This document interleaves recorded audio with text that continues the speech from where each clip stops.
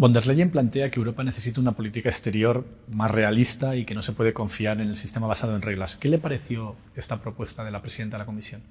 El dilema no es un viejo orden versus nuevo orden, es un orden internacional versus el desorden internacional. El desorden internacional fue lo que nos llevó a 2 guerras mundiales. Y la pregunta que habría que hacerse es, si no existiera el derecho internacional, si no existiera el sistema de Naciones Unidas, es evidente que habría que inventarlo. Y por tanto, creo que lo que tenemos que hacer es renovar ese sistema internacional, es revigorizarlo pues, con un sistema mucho más representativo de lo que es el mundo en el siglo XXI, a lo que fue hace 80 años, pero no darlo por muerto. Por tanto, creo que la síntesis podría ser: el mundo está cambiando, pero los valores y principios de la Unión Europea no deberían cambiar. Van a ver cómo recogía cable hace exactamente unos minutos Ursula von der Leyen, presidenta de la Comisión Europea, que ha rectificado su comentario sobre la defensa del derecho internacional. Ahora dice que los 27 no renuncian ni a un ápice de esa defensa y que el compromiso de la Unión Europea es el mismo que cuando se fundó. Palabras hace unos minutos de la presidenta de la Comisión Europea en el debate que está manteniendo la Eurocámara sobre la situación en Irán. The European Union was founded as a peace project.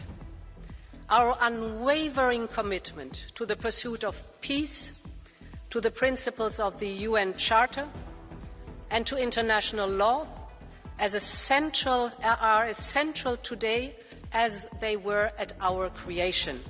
And we will always uphold these principles.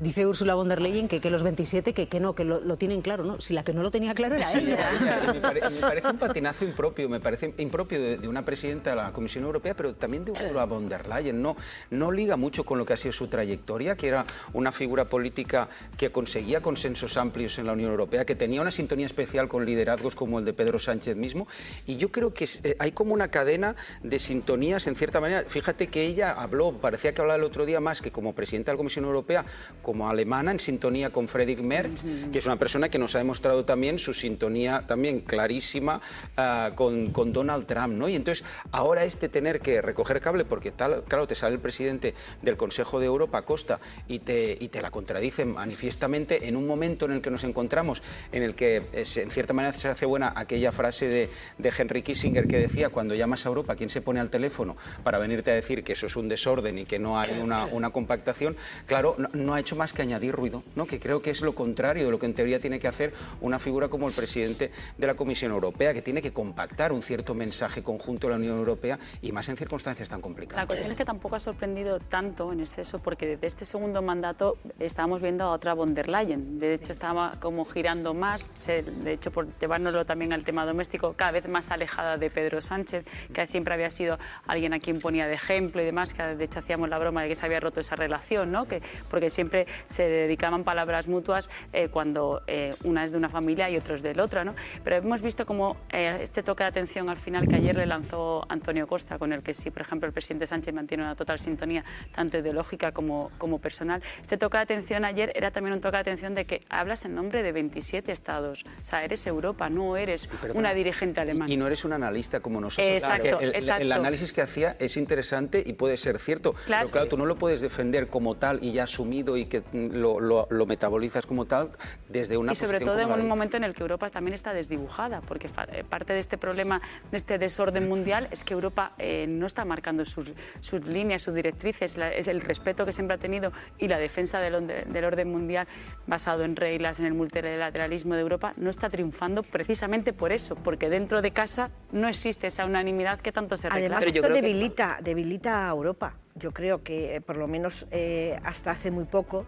había una postura que nos podía parecer a veces un poco más blanda, un poco tal, pero que al final representaba a la Europa de todos, ¿no? Entonces, a mí lo de von der Leyen, desde luego, hombre, nunca me pareció que fuera, digamos, la más progre de su portal, pero por lo menos había tenido una coherencia y un respeto a lo que opinaban los demás. Y desde luego da esperanza que el presidente del Consejo Europeo y la vicepresidenta Rivera pues estén claramente con el respeto al orden internacional, que es del que nunca nos tendríamos que haber salido, porque es que lo triste es que haya que haber un debate sobre si hay que salirse del orden internacional.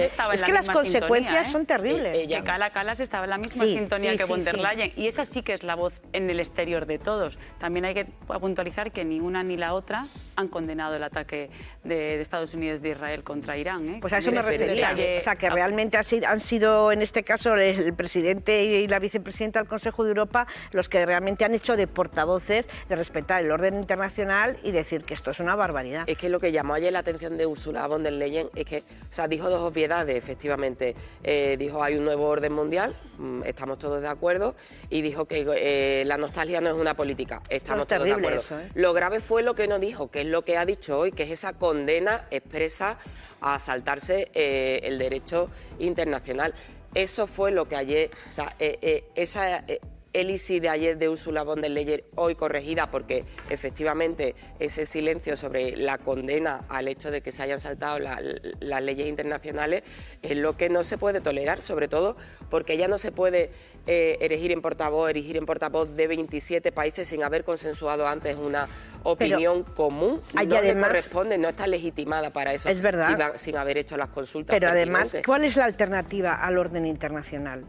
Ninguna. O sea, ¿cuál es la alternativa? El desorden, la guerra, el desastre. Es que, claro, ¿cuál es la alternativa a esto? Yo me pregunto, o sea, Ursula von der Leyen, la jefa del gobierno europeo, dice esto y aquí no pasa nada.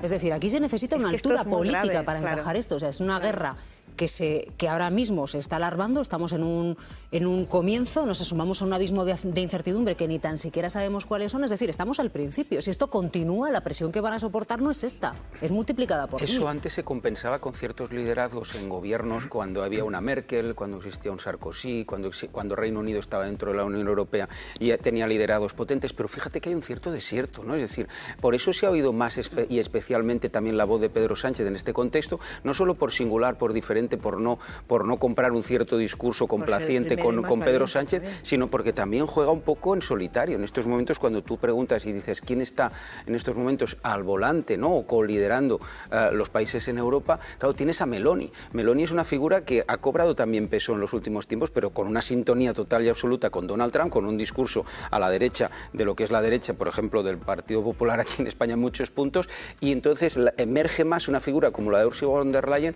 pues que sí, que en teoría tendría que representar a todos, pero ¿qué todos? Porque también tiene una Unión Europea con unos países, por ejemplo al este, que te están entrando en poner en crisis el modelo mismo de la Unión Europea y de la Comisión.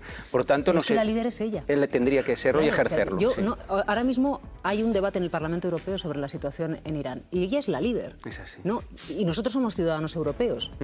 Nadie le va a decir en ese debate, oiga, ¿cómo se le ocurrió a usted decir esto?